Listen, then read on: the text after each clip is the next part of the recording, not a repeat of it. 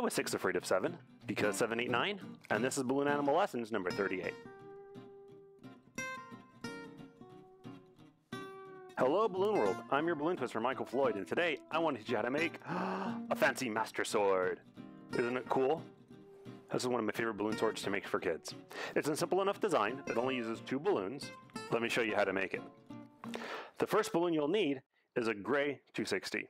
Doesn't need to be gray, but for my design, I use gray for the blade. You're going to want to inflate this all the way.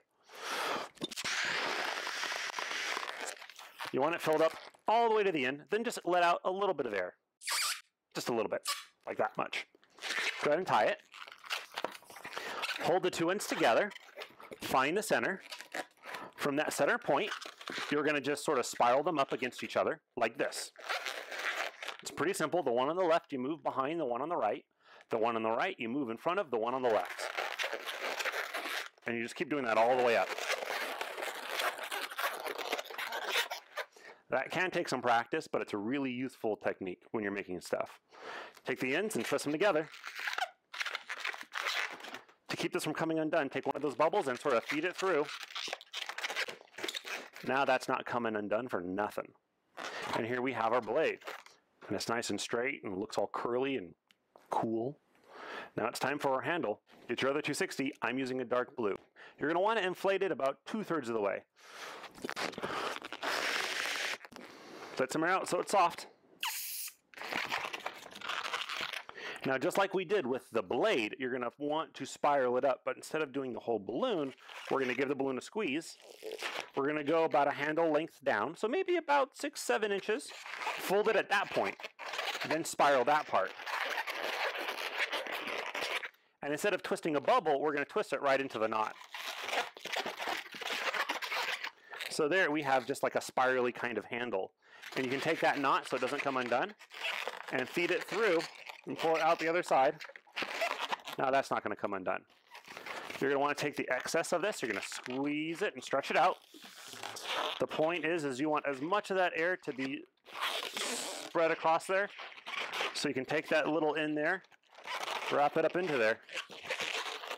Find the center. Pinch it. Push it down. So now you should have 2 flower petals that are the same size. They should also be pretty soft. You should be able to squeeze them and have your fingers touch no problem. Now get your blade. Once you have your blade, take the part where the 2 bubbles are on the end, and we're going to twist it into this right here, where the curly part, the spiraled part, meets the 2 flower petals.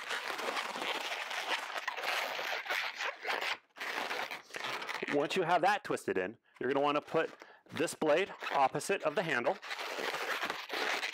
You're going to want to have the 2 flower petals and then one of these gray bubbles on each side. So it should go gray bubble, flower petal, gray bubble, flower petal, that first gray bubble. For the knot part here, to clean it up, let's take that, sort of just wrap that in there a little bit.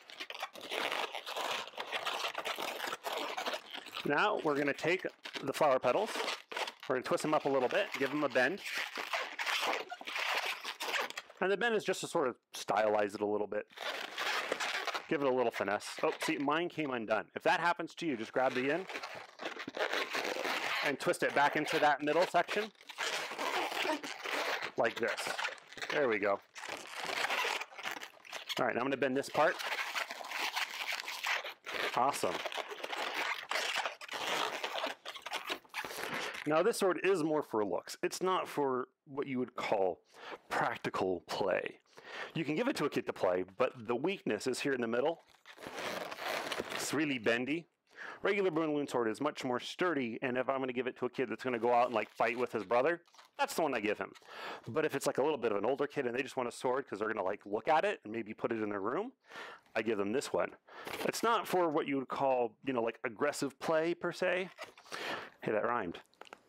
But it's more for just, a cool looking sword because it looks all, like forged in the heart of something spirally. And our balloon sword is done. How did yours turn out?